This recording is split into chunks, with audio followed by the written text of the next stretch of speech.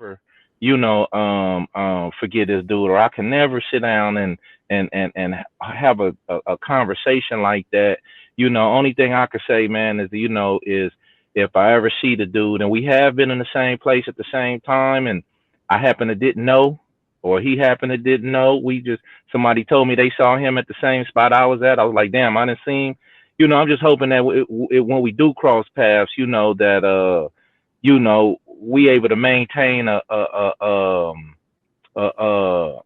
even if we don't talk or don't speak, we might be able to not have to do something that'll send us back to the pen, or me to the pen, some shit like that. So that's the problem, depending, and a lot of shit be depending on how you feel that day.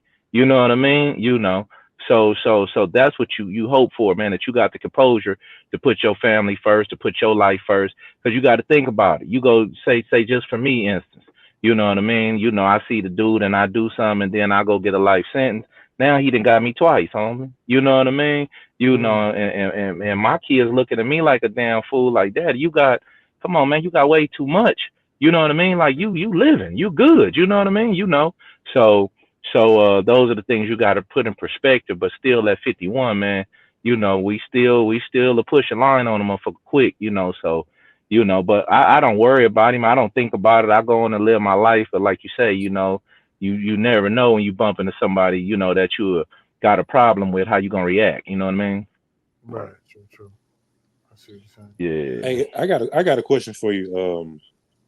I was saying earlier that what he did was worse than a snitch because it wasn't like y'all were crimees and y'all committed a crime together and y'all was in the courtroom or an interrogation room and they were trying to pin y'all against each other. He actively sought you out with a wire, and I said that was actually worse than a snitch. What's your I opinion mean, on that? that's the lowest of the low. You know what I Yeah. mean? Because if we did commit a crime, man, and we got in there and they got to talking 20 years, and him or any other crimey that I had, they couldn't hold a mud. You know what I Mm-hmm. mean? Then at the end of the day, I mean, I'm still going. It's like a little smirk I'm gonna give, like, damn, he couldn't hold it. You know what I mean?